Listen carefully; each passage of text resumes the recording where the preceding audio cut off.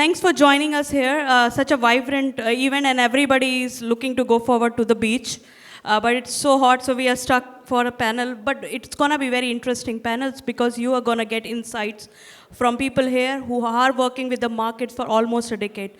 So they have really good insights to share with you, and we will try to make it more interactive so that we can have fun, and also it makes my job much easier. So you can ask some questions on my behalf.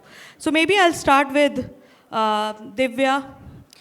Maybe if you can give us more insights about London Partners, and maybe some more initiatives which London Partners is driving in India, and how you're supporting the startups to scale to UK market.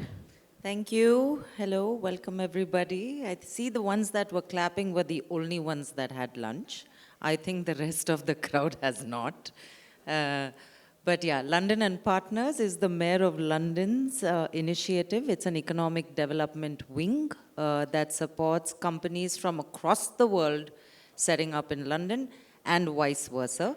And we have teams across the world that support this. So we have multiple offices across US, China, Canada, Europe, and in India we have Bangalore, Mumbai, Delhi.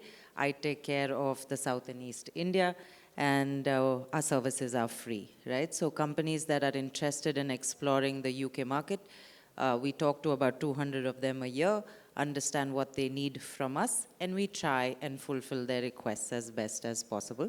We also bring in a lot of companies from the UK because trade is a big focus of the UK government. So multiple delegations come to India. We have a FinTech one coming next week. So it's going to be quite an exciting next few weeks for us. Thanks, Divya. May I move towards Shreshta? And I think you had a session in the morning, so you definitely gave us some insights about Business Finland and your role. But maybe if you would like to share more, what exactly you are driving through the talent program, so that will be useful for the audience. Yes. Thanks, Shivi. Well, I'm Shreshta. I manage the talent attraction activities for Finland, how we are commissioned. So I'm officially part of this organization called Business Finland, which is the trading arm for the Embassy of Finland. Not just in India, but across the globe. Business Finland has offices in 80 countries, more than 700 people. And we do all kinds of things when it comes to cross-country work, trade, investments. If I talk about deeply of Talent Boost program, that's what I head for India now. So within Talent Boost, I had all the activities related to talent attraction, students, specialists, entrepreneurs, startups. Like my session was here in the morning. So a lot of mobility happens between India and Finland, and that's what we strengthen through government partnerships, through private partnerships. Kerala is a very, very big partner for us, both from a government perspective as well as private. Like I said before, Slush, the biggest global event in startups, had more than 10 startups from Kerala, and the number keeps on increasing more and more. So very happy to be here with all of you, and I will share more in this whole aspect of what is happening between India and Finland. Thank you. So we move to Markus. Markus just told me he has moved recently to Cochin. Maybe you would like to introduce adesso and your initiatives under the organization. Absolutely, yeah. So thank you very much. So yeah, like I said, I'm Markus from adesso. Adesso is a German-based company. So we have an office in Kochi right now. We have this office for several years, but we have to move because of constantly growth. So that's what makes me happy. And as opposite, like you said, our consultancy services are not for free. so for the startups, they're free. But so we are a software consultancy company for the large and major companies in Germany. So that means we are preferred provider of, like you might know, Mercedes-Benz, BMW, Allianz Insurances. So we are the largest IT service company in Germany. So, and we are constantly expanding our services to Europe, and that means we are spread all over Europe with subsidiaries there, but we also have to care about India, yeah, and we would like to bring our services to India or get services from India to Germany, and that means we have a very strong growth path here to go. Yeah, so we are just about 100 people, staff in Kochi at the moment. Next year there will be 300. Afterwards there will be 1,000. Yeah, so we have a strict plan to grow this up.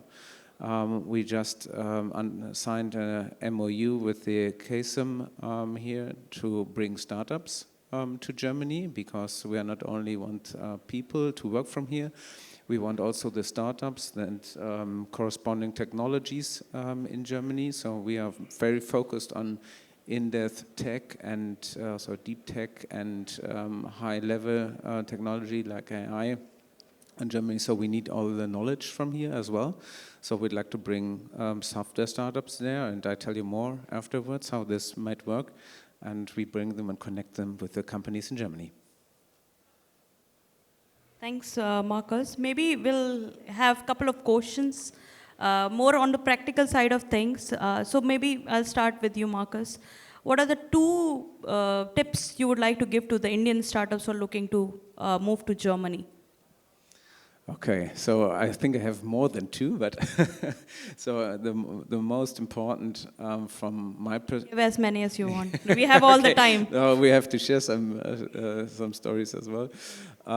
So from my perspective, it is probably more of a cultural thing. Yeah, so you really have to adapt to the European culture, to the German culture. That probably means that you also have to adapt your product. Yeah, so by the means of maybe, for example, design. Yeah, so we are very keen of having good designs in our software products. Yeah, so we have and that might be the second one. So as you all might know, so we have a large focus on GDPR compliance. Yeah, in Germany, but that's not the only fact that.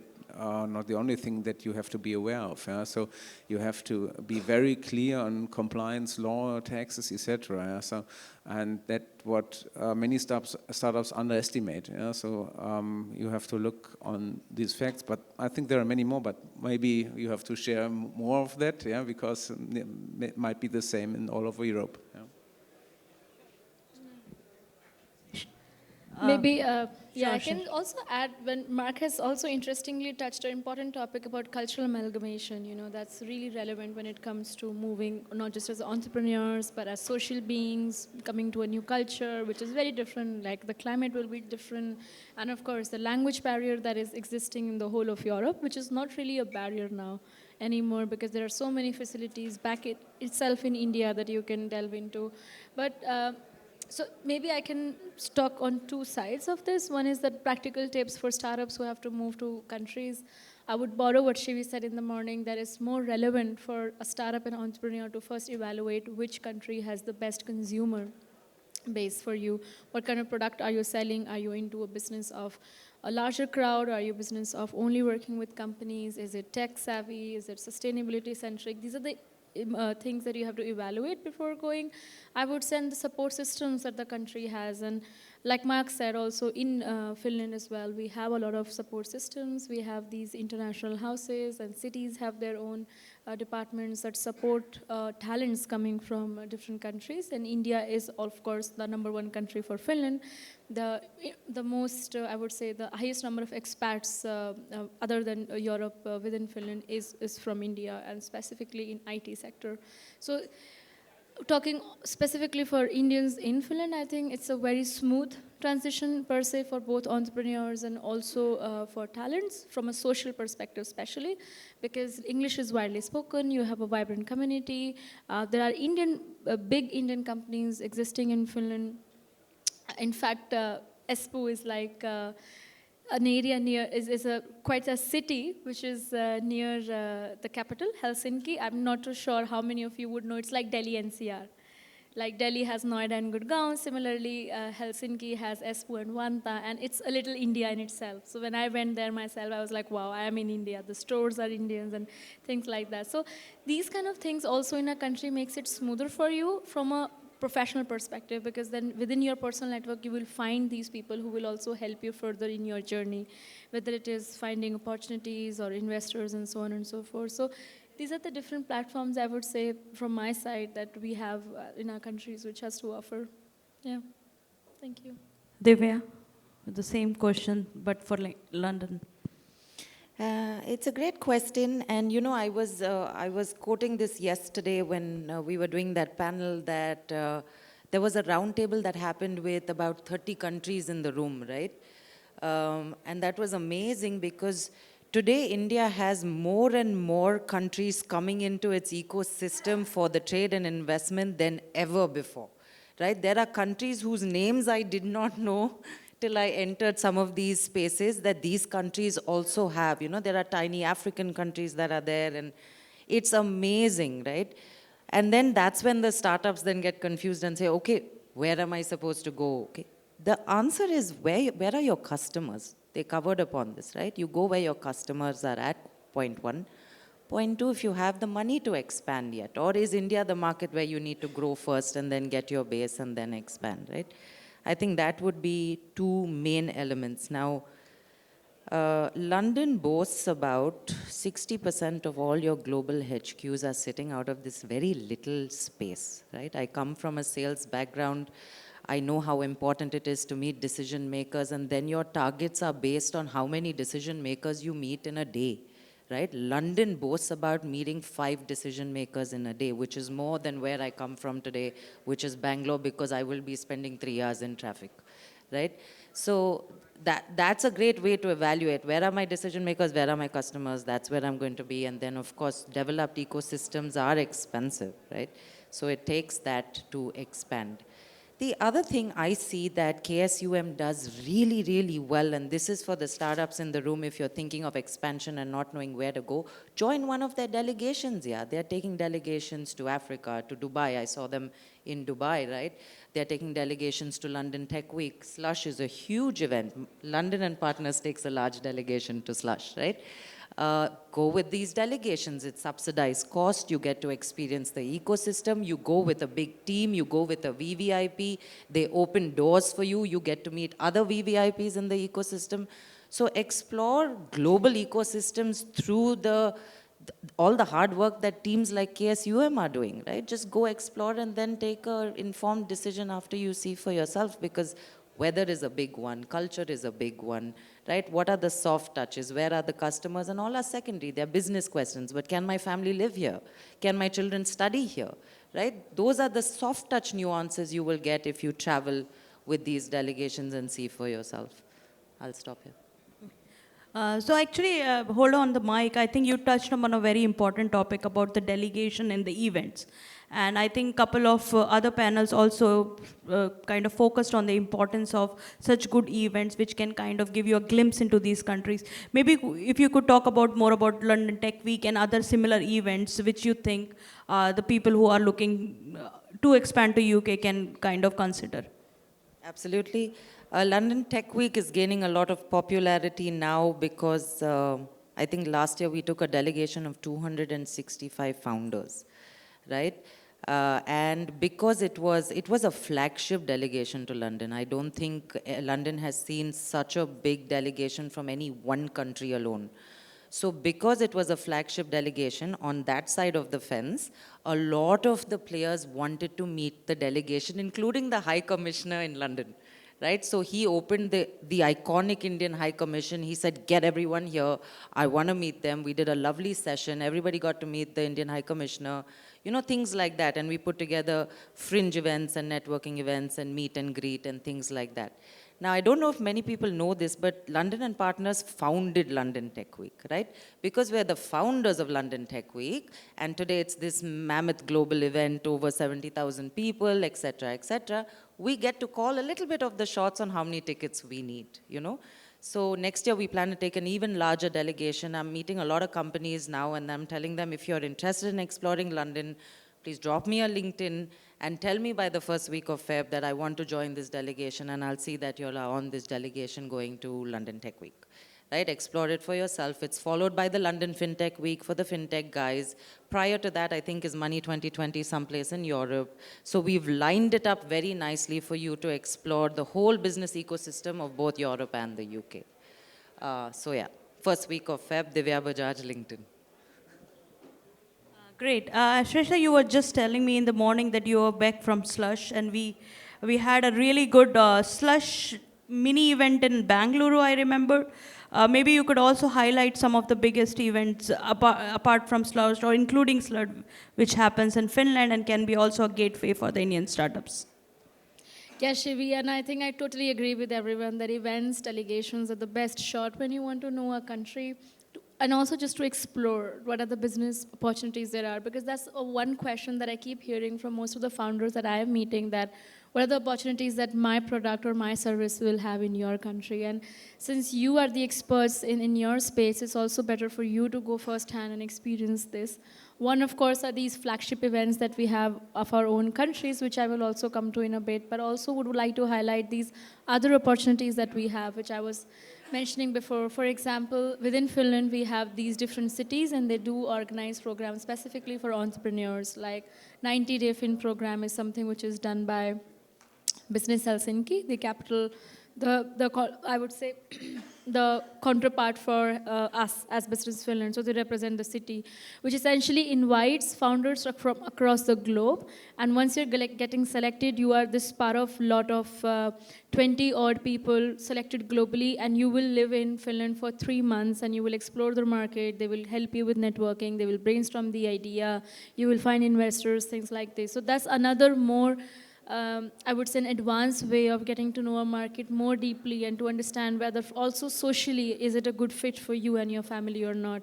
Similarly, Business Olu and Business Tampere is doing such activities, at least for the case of Finland. So I would say that keep your ideas and eyes open, ears and eyes open. And of course, LinkedIn is our best shot here. So please follow Team Finland in India, and of course my profile, and if you think that's relevant. In fact, with KSUM, with Kerala Startup Mission, we work very closely for all of our events. And even if you are in their social media, I think it's a good idea to know what more things we are doing. For flagship event, because I have said almost so much about it already, but I'll be very brief this time. Slush is like this global event for entrepreneurs. We have, and Divya mentioned that how London has a big play as well. And similarly, there are so many other countries. Like I was saying before, Slush is not for Finland. Slush is a global event. Investors, founders, partners, researchers, it's a beautiful mess, I would say. It's big, it's overwhelming, but it's really value worth. So I think that's something that you can consider. The numbers are not as big as London Tech Week, of course, but this time we had the biggest India delegation ever. We had representation from Startup India, Kerala Startup Mission, Tamil Nadu Startup Program, and there were individual startups as well. I would say more than 40 startups, at least that I got to know about, were there, and there were conversations among the ambassadors that next year we will have a much more organized and a bigger delegation. So, like, India is being the center of attention for most of the countries, and Finland is no exception as well. But yeah, this is it from my side. Thanks. Markus, you already mentioned that you are supporting startups. Maybe what are your views on these delegations, smart programs? Do you also use them? And if yes, what are the common events you generally eye upon in Germany? So we as a corporate, we do not use these events that much. Yeah. So yeah, I think that's a very interesting fact. Yeah. So maybe there's some mismatch between us. So from my perspective, the easiest way for a startup to get in touch with some corporates, founders, etc. So you have these startups, right, or these missions right here. So they're like the KSM, yeah. So please get in touch with them because they are deeply connected with us. So that's the easiest way for you because you do not have to move or go to Europe, go to Germany, etc. The other thing, what I'm thinking about is you should focus, yeah, because you have all these startup events and. I think they're not very focused. So when we bring this to tech, for example, for here, that means you have every kind of tech here. Yeah. So you have financial technology here, you have space technology, agriculture technology, etc. So if you know in which industry you are. Yeah. So there are very good startup events organized by maybe I know this from the German Chamber of Commerce, for example. So they have these events to go to, for example, specialized for fintech startups. Yeah, so everybody is looking there for products in the fintech sector. So that's more focused. There are the right investors there. There are the corporate startup venture capital branches there. And from our perspective, we also have a branch like the Adesso Ventures, so we also invest in startups as well. So we are, for example, looking in our German market in these events there, and here in India. So we, like I said, we are connected to the KSM. Please get in contact with them because they are constantly providing us pitches from startups, and we really get good knowledge of what they are providing. So, and we, as a tech company, have investments focus as well. Yeah? So we are looking for the industries that we are serving our customers in, like automotive. Yeah? So, and we are looking for example, for automotive industry and deep tech. Yeah? So if you have this profile, that might be a good way to go to the startup mission. Yeah? So that's one tip I have for you if you want to get in contact with us. But we not only have the German Chamber of Commerce, so every province has its own trade commission there. Yeah? So like you have in India 23, I think. We have 16 provinces in states in Germany as well. Everybody or every state has its own trade chamber there. You can get in contact with them as well, and that means that's a good way to have an overview. What are the events, where to go, and where to get in contact with each other. So that's a good way to do this as well because we are connected with them too. Thanks, Markus. But just from my knowledge, I think there is an annual event every year which happens in Berlin called Asia Berlin Summit, and KSM always take the startups from India to Germany. I think that can also be one of the event. And then I'm part of Start2 Group, which organize Bits and Pretzel, which is mostly in Munich. And obviously Oktoberfest, which I just want to go for drinking. I think that's also a fun way to enjoy the country and also just to figure out if there are any opportunities for you. I think you also touched, Markus, briefly about the technology. So what are the technologies do you think from India can be like just very open-ended, like what do you think, what are the top 3 technologies or top 5 which Germany is looking into to secure from outside Germany, like maybe from India, what are the top 5 technologies, maybe if you can list down? Yes, so what we see is a huge demand in the German market, and that demand grows and grows and grows. So what's not growing in Germany is computer stuff. Yeah? So people that are really in depth in these technologies. Yeah? So we are not able to serve these demands. So therefore we have to have a look to India. So and what from our perspective, so we are a company of 11,000 now. What has the strongest growth are obviously the technologies around AI, so mainly based on the hyperscalers at the moment. Yeah, so like the AI models from Microsoft, from Google as well, we obviously also go into the Llama and frameworks and large language models there. So there we have a huge demand. We also have a very good education. Yeah, so that's what I really recommend too, is not only to build your expertise here, because you also can use the educational material that we have. Yeah? We have a good material, but we have no people to train. So that might be a good introduction in the market as well. What we are facing from a technology perspective, what's constantly growing are the huge platforms. So our customers are going more and more into platforms. They're constantly going away from individual software development right to products and platforms. So that means Microsoft platform, Salesforce, ServiceNow platform is the hottest shit at the moment. Yeah, so it has a huge growth in the German market, and there, I think, for the next 10 years, there's so many to do there. Even especially in our government, we have lots of work to do. So what I would suggest is go into this platform business more so you have to have a good knowledge about the basics underlying this. Yeah, so if you're not used to do software programming, it's not that easy to come into AI, for example. So what we do not need is a usage of AI on a high level. So if you are able to use ChatGPT, yeah, so that's not what we want. So we want you to go deep technology, yeah. So you have to go inside. So that's what we need to create value. So we do not want to go more efficient. We want to have new products, new services.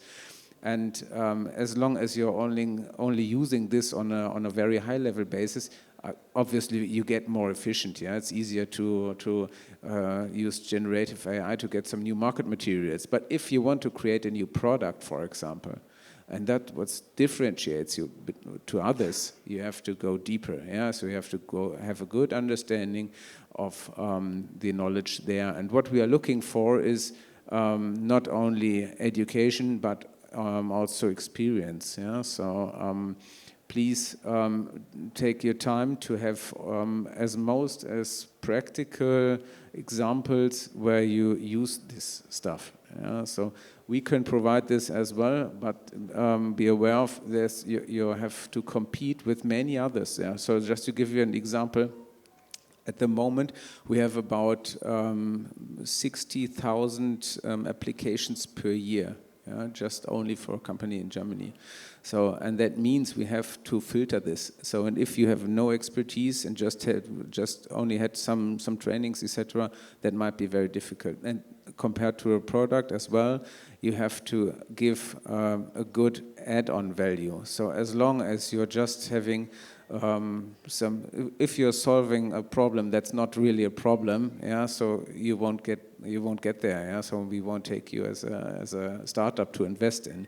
You have to, and that's a fact when it comes to the German market and what's my suggestion to do there. So be very aware of the problems of the certain industries. For example, if you go in retail, be aware what the real problems are for them. So and solve one of these problems, and then now you are able to talk to every of these retailers there. That's no problem, yeah, but do not be on a technical high level. So there were not 5, but I think when I look into the future, everything has to do with data and analytics from my perspective at the moment. So we are not doing these formula and data-based applications that we did in the 90s. Yeah? So that's old shit.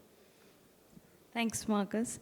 Shrestha, the same question with you, but I think in the last session you kind of highlighted that quantum computing and some other areas. Maybe if you would like to also share a couple of areas where India's startups can really make a difference in Finland.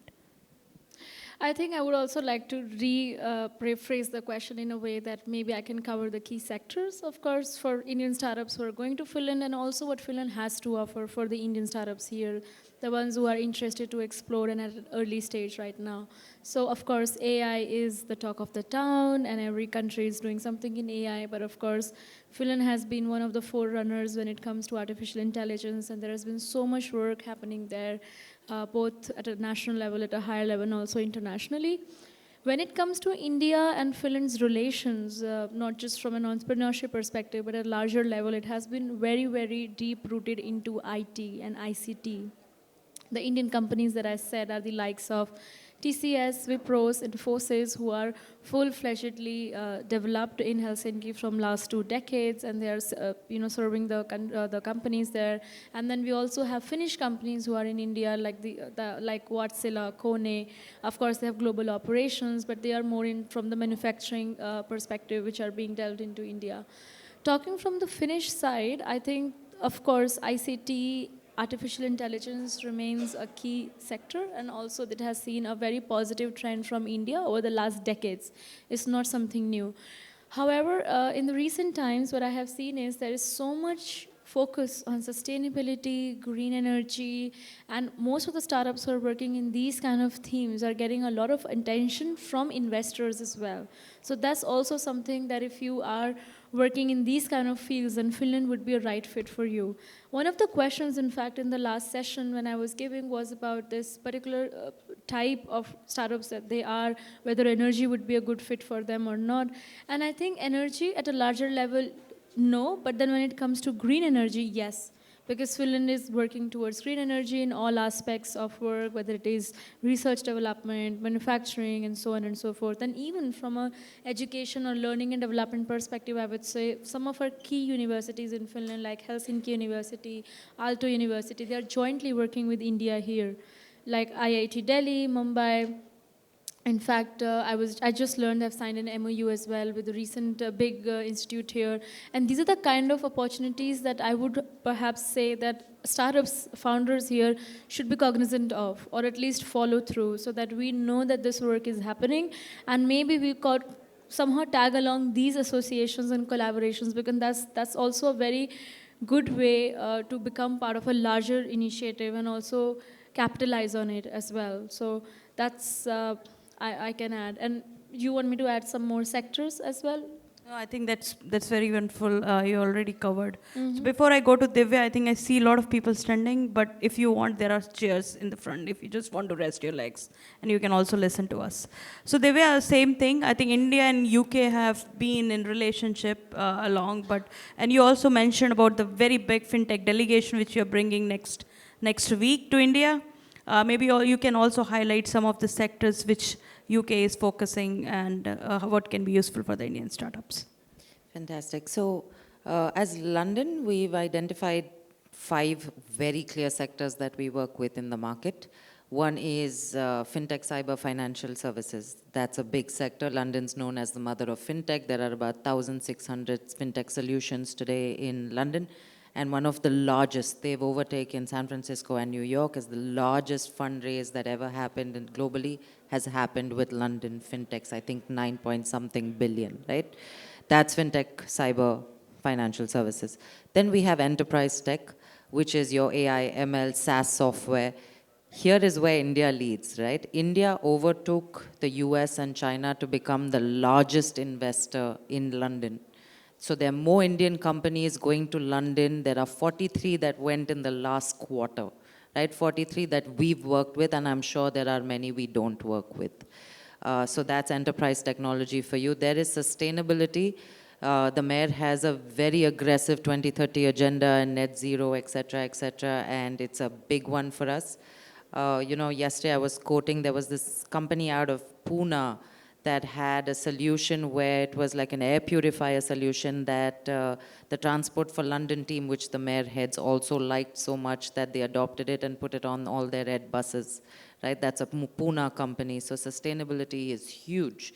And of course, recently I was talking to a gentleman there that the MedCity team, that was another mayor of London's endeavor, the team that feeds R&D into the NHS is now under London and Partners. So MedCity sits within London and Partners as well.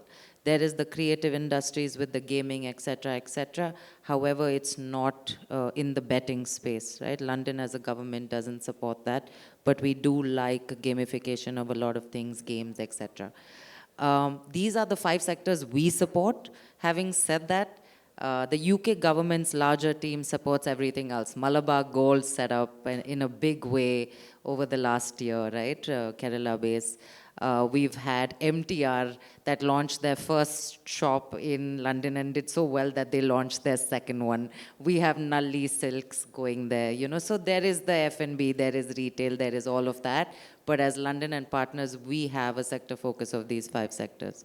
Now, talking about the incoming delegation, we don't only take companies from here and help them set up there. We also help London-based companies set up globally, because trade is a huge focus for the UK department, right? So we bring in companies to India as well many times a year, and there's an incoming delegation of fintech that's coming next year. Earlier this year, it was creative tech. So how the process works and, how does this delegation piece fit, I'll just touch upon that for a quick second, Shivi, is when we take a company from here to the UK, let's say that's a 1.5, 2 year span of working with them, right? I joke with people saying I have the longest sales cycle in history. I will talk to you today and then, you will be in London maybe 2-3 years from now. But then the support doesn't stop there. We support them while they stay in London, scale in London, and then they join this beautiful program, which is, I think, Europe's #1 program for growing global, right? The trade piece. So then we've identified that people want to be in London because they want to be a globally aspired company because of their time zones and because of the connectivity. So we started this program where we take companies to the market of their choosing. So the Mayor of London took creative companies to US last month, which is your likes of Walt Disney and so and so, and they met everyone who was the largest players in the US market. So there's a huge benefit in doing the whole route and joining trade, exploring the world with the Grow London Global piece as well. I'll stop here. This kind of marks the end of the panel. Thanks for very insightful discussion and all the pointers which you shared with the audience. And I hope you also enjoyed and learned something new. So I think with this, I will like to finish the panel and say a vote of thanks to all our panelists here. So thank you very much also for the lovely audience for listening to us. And I think they will be around. So if you have some questions, you can always reach out. Thanks.